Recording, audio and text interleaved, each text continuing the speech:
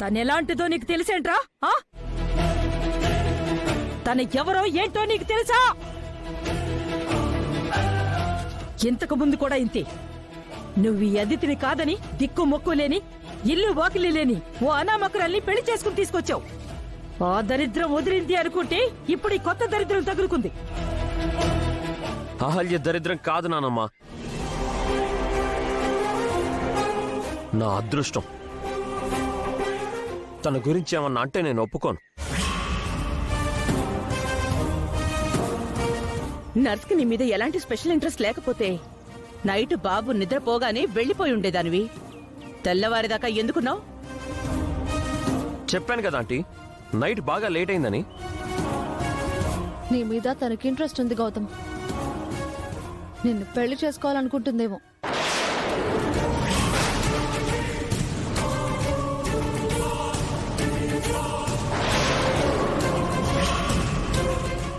ఏం మాట్లాడుతున్నారండి? నాకు ఆల్రెడీ పెళ్ళయింది, నా భర్త ఉన్నాడు.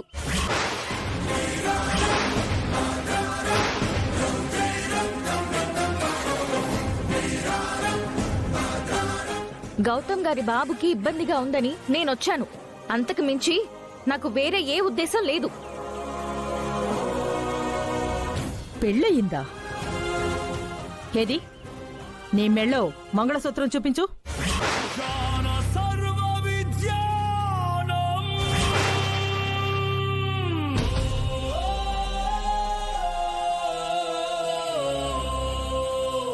చూపించండి మీరా గారు. అప్పటికైనా వీళ్ల కడుపు మంట చల్లారదు. మంగళసూత్రం చూపించండి.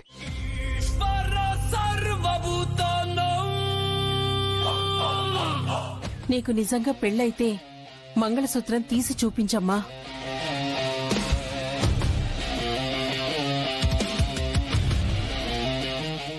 నన్ను, బిడ్డని, ఆస్తిని అన్నిటినీ వదిలేసి వెళ్ళిపోయినా నేను కట్టిన మంగళసూత్రం మెళ్ళలోనే ఉంచుకుని ఉంటారు. ఇప్పుడు మిమ్మల్ని కాపాడబోతుంది అదే. చూపించండి అహల్య. పెళ్ళైందంటున్నావు కదా, చూపించమ్మా.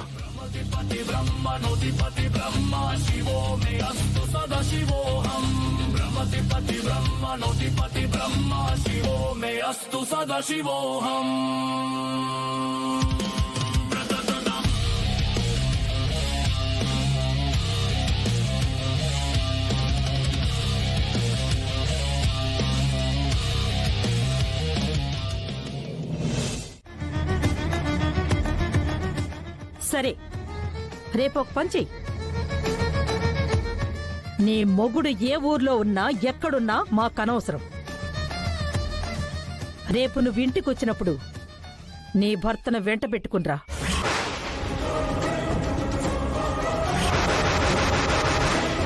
అప్పుడు నీకు పెళ్ళయిందని, భర్త ఉన్నాడని మేం నమ్ముతాం.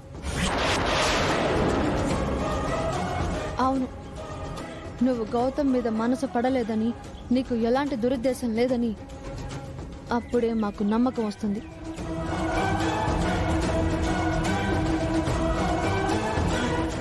ఏంటి భర్తని తీసుకొని రమ్మంటే అంతలా ఆలోచిస్తున్నావు? నీకు నిజంగానే పెళ్ళైందా? అసలు భర్త ఉన్నాడా లేడా? మా అదితి చెప్పినట్టు మాకు అబద్ధం చెప్తున్నావా? ఏంటి మీరా గారు, వీళ్ళందరూ మిమ్మల్ని అన్నన్ని మాటలు అంటుంటే ఎందుకు మౌనంగా ఉన్నారు?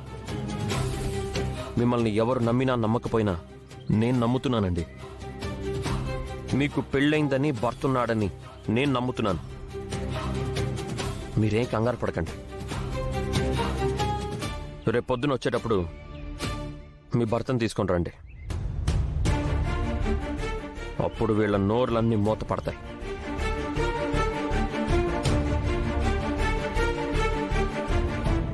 సరేనండి. ఇక నువ్వు బయలుదేరొచ్చు. రేపు మీ ఆయన్ని తీసుకుని ఇక్కడికి రా, లేకుంటే శాశ్వతంగా ఇంటికి రాకు.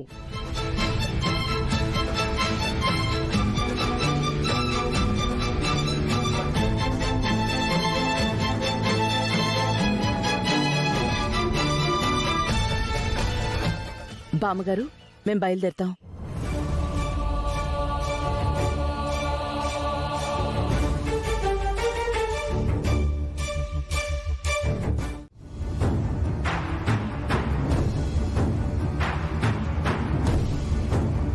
ఏంటో దినా ఈరోజు పొద్దున్నే మా ఇంటికొచ్చారు.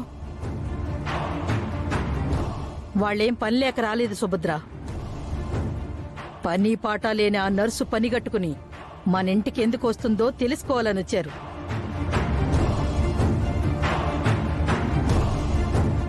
మన ఇంటి విషయాల మీద వీళ్ళకి అంత ఇంట్రెస్ట్ ఎందుకమ్మా?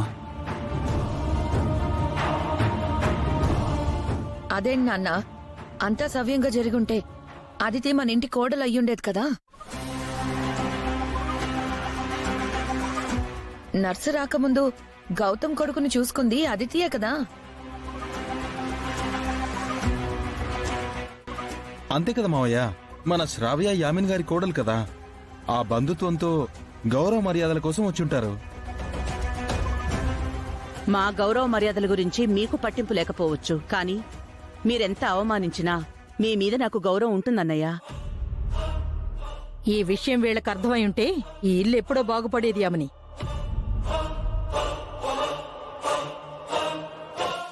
ఇప్పుడు ఆ విషయాలన్నీ ఎందుకు బామ్మగారు? ప్రతిరోజు ఈ టైంకి వచ్చే నర్సు ఇంకా రాలేదు. తనకి నిజంగా పెళ్ళైందో లేక ఫేక్ తాళి మెడలో వేసుకుందో. అవునవును, మనం అనుమానించినట్టు ఆ నర్సుకు నిజంగా పెళ్ళయి ఉండదు, అందుకే ఇంకా రాలేదు.